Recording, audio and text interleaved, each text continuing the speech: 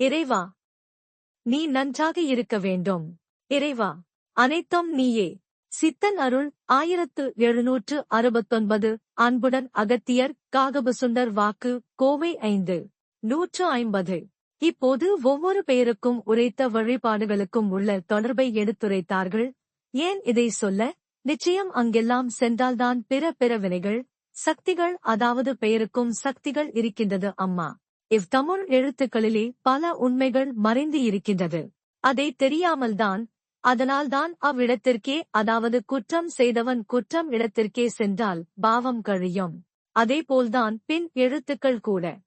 எழுத்துக்கு எங்கு சொந்தக்காரன் என்றெல்லாம் அகத்தியன் எடுத்துரைப்பான். சக்திகள் பின் எழுத்துக்களுக்கு கூட ஒவ்வொரு இறைவனை அறிந்தும் பின் பல வழிகளாகவே நிச்சயம் அவ்வாறு இறைவனும் பிரித்து நிச்சயம் இவையெல்லாம் இணைத்தார் இறைவன் ஒருவனே.